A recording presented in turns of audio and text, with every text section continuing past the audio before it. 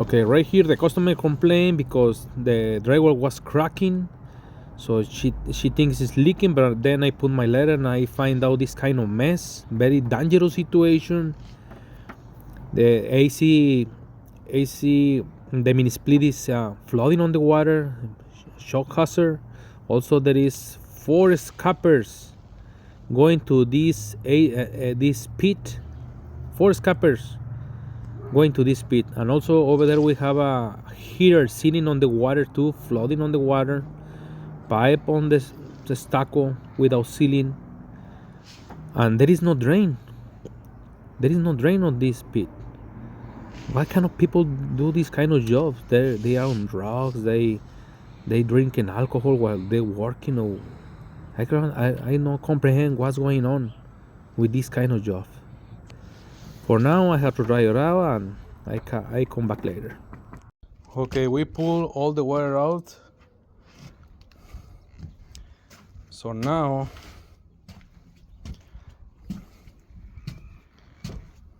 the first thing I'm gonna do, I'm gonna cut the foam over here. I'm gonna cut it off, make it as low as possible. Install a new scupper. This scupper is gonna go through the wall over here, so all the water have to come here. We're gonna add foam probably from 5 inches, gradually going down to 0 to the drain. Right here, as you see, because we cannot believe on the Stucco, guys, because I always fix Stucco problems on the sewer.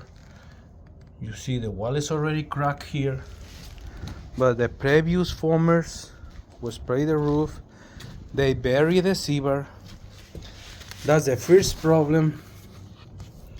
You see the wall is already cracked. All the water that come here on the wall needs to come out from where? Where is gonna come out if the sewer is buried? It's completely forbidden to seal this gap on the sewer. Remember, again, all the water that come on the crack, going behind the paper, and from the paper running down, and the water come out from this gap on the sewer on the Stucco. But what happens if you bury the sewer? Where the water is gonna go? Inside the structure. Then you have mold issue, another issues. Also, the scupper are not properly sealed. We need to build a curve, and we need to put a AC cover over the curve on this AC pit, because cannot be sitting on the foam like that. It's a electrical hazard, shock hazard. And then we want to build another box for this heater, water heater. It's another electrical hazard. Look at it, power line touching the ground. Before it was flooded like 10 inches. And then look over here, another pipe. They run a bent pipe and they didn't seal it. The same thing with the mini split electrical and freon lines. There is no coordination sometimes between the contractor and the roofer. That's a problem when you hire big companies. They make more problems instead of fixing them.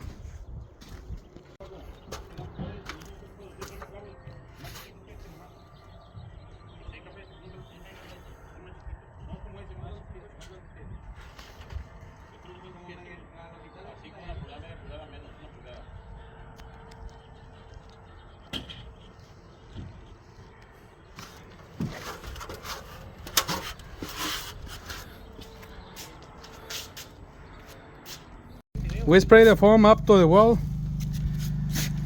Halfway, nice and beautiful. No chunky, ugly foam. No bumps. Look at the scuppers. Nice and clean. Also, we apply acrylic elastomeric sealant on top as a second sealant. We put a new AC caps, AC platforms. As you can see, all the detail is properly done. We also put another platform over here. Nice and beautiful, beautiful details. No overspray. We add a lot of foam over here.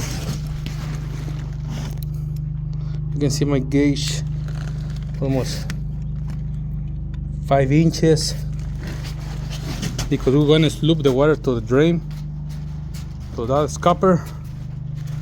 As you can see, the scupper, nice detail over here, nice and beautiful. No more ponding, pool water here. We add a lot of foam. Try to pull off the water from there to this scupper. Beautiful. It's not easy. We make it look easy. Okay, the job is 100% done. All the elastomeric is being applied 100% with ceramic granules over the wet coating. Beautiful, nice detail. Scupper is very clean, nice and beautiful, professional job. Excellence Foam Roofing Inc. It's not easy. We make it look easy.